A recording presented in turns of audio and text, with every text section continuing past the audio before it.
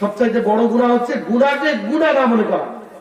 মেয়ে মাহফিল হচ্ছে, মেয়েকে নিয়ে দোকানের মধ্যে চলে গেছে, অন্যও নাই, ঝুলে দিছি, আমার কোটটাই ওকে দেই পড়ুক, ঝুলে দিয়ে চলে গেছে দোকানে। কে নিয়ে গেল? বাবাই না? সবচেয়ে বড় শয়তানকে।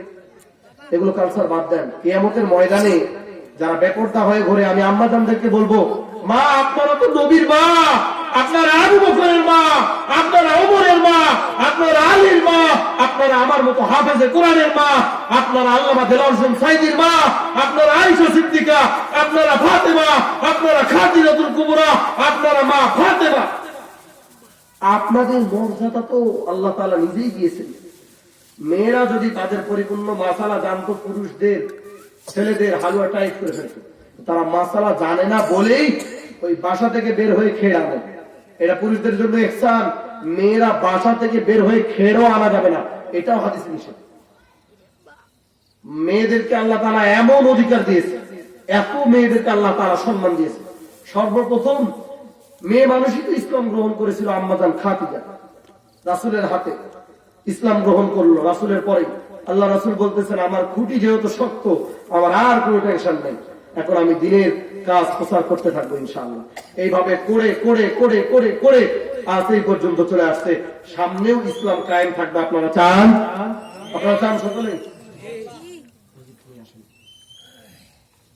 আপনারা চান? সকলে? আমাদের কমিটির একজন ভাই যায়, দ্বিতীয় মেহমানকে নিয়ে আসেন।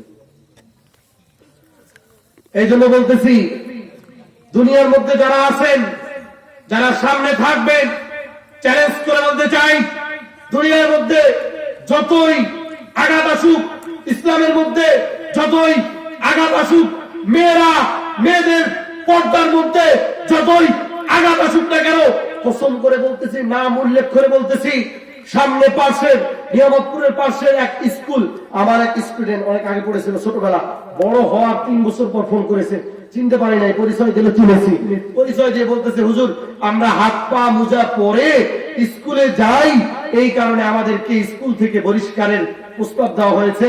আমরা যদি স্কুল ড্রেস পরে না যাই, তাহলে হাত পা মোজা পরার কারণে আমাদেরকে স্কুল থেকে বের করে দেওয়া হবে।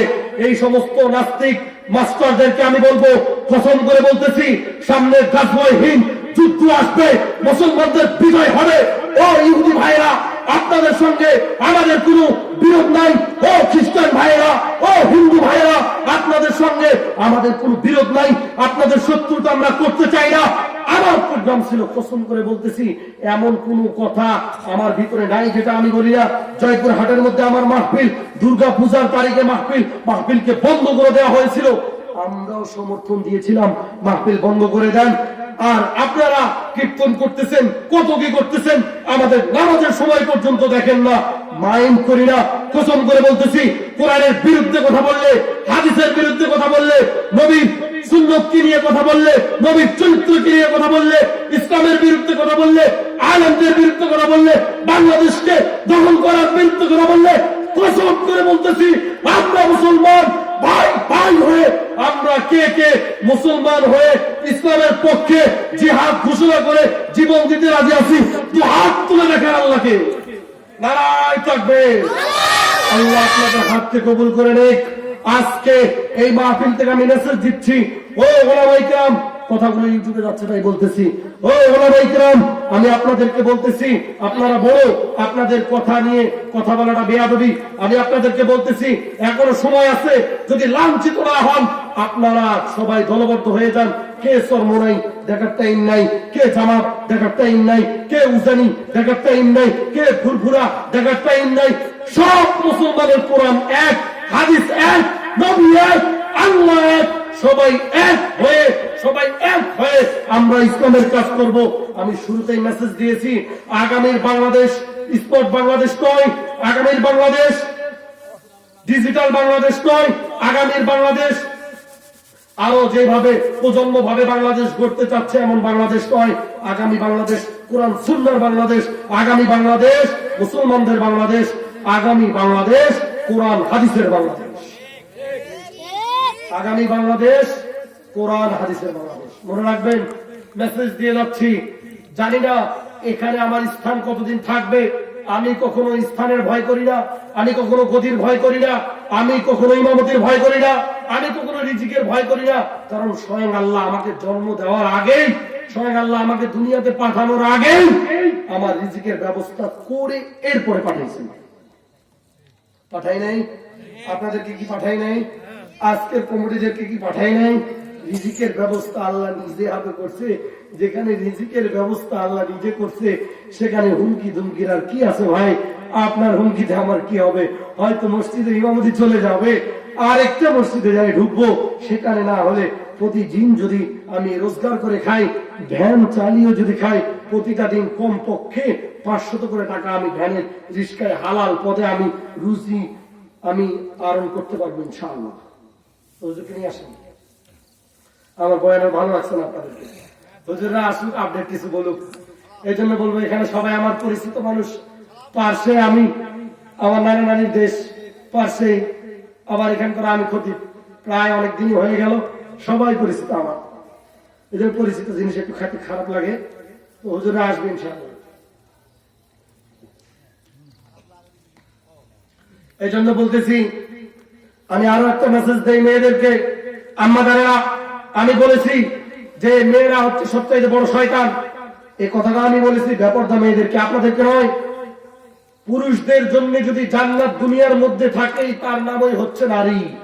হাদিস ঠিক কিনা? যুবকেরা ঠিক কিনা বলেন? আমাকে বিয়ে করে নিতে হবে, সামনে হবে। প্রেম প্রীতি সব বাদ দেন, সামনে হবে। বক্তা শ্রোতা সবারই হবে ইনশাআল্লাহ। এই জন্য দুনিয়ার মধ্যে পুরুষদের জন্য সবচাইতে বড় জান্নাত স্ত্রী। নিজের স্ত্রীকে রেখে যারা অন্যদিকে ডিউটি করে বেড়ায়, এদের স্ত্রী তো খারাপ হবেই। মোবাইল রেখে রাত 1টা পর্যন্ত মোবাইল দেখতে দেখতে মেধা শেষ, চোখ শেষ, কালো দাগ পড়ে গেছে, মুখগুলো এভাবে বের হয়ে গেছে, চোখ মুখ ডুবে গেছে, এগুলো বসে গেছে, যৌবন শেষ, ইজ্জত শেষ, চরিত্র শেষ, সব শেষ। আমাদের প্রধান মেহমান আমার ওস্তাদ। ওস্তাদ হলেও ওনাকে আমি বাবা বলে ডাকি। আমি ওনাকে মনে হয়, আমার মনে নাই যে হুজুর বলেছি, আমি ওনাকে বাবা বলি। যাক, আমাদের দ্বিতীয় মেহমান আসতেছে, একটু তাকবীর হবে ইনশাআল্লাহ। দ্বিতীয় মেহমানের আগমন, দ্বিতীয় মেহমানের আগমন, দ্বিতীয় মেহমানের আগমন। নারায়ণ তাকবীর। আমরা এখনো এলোমেলো হয়ে ঘুরতেছি, সকলে এসে মাঠের মধ্যে বসে পড়ি। নতুন খাবার আসতো, নতুন খাবার আসতো, নতুন না ভালো লাগবে। এতক্ষণ পুরাতন ছিল, আগে খেয়েছেন, এখন খাচ্ছেন, প্রতি জমাই চলতেছে, আর কি চলবে? নতুন খাবার আসতে, ভাই আসতে। আমি বলবো, আমাদের অনেক বড় উনি। উনি যখন দাওরায় হাদিস পড়েন তখন আমরা খুব ছোট। আমি তখন মনে হয় মিজান কি হাসকম পড়ি, এরকম হবে। উনি আমাদের অনেক বড় এবং ভালো একজন ওয়াইজিং, এবং ভালো একজন ওয়াইজিং। বাংলাদেশের অনেক জেলায়, অনেক বিভাগে উনি বয়ান করেন। আলহামদুলিল্লাহ, ওনার বয়ান আমি ইন্টারনেটে দেখি, আপনারাও দেখবেন। এই নামেই সার্চ দিলে ওনার বয়ান আসবে, আপনারা ওনার বয়ান শুনবেন। শেষটুকু একটি মেসেজ হুজুরকে সময় নিয়ে আমি বলতেছি, একটাই মেসেজ দিচ্ছি, এক হতে হবে। কি মেসেজ? এক হতে হবে।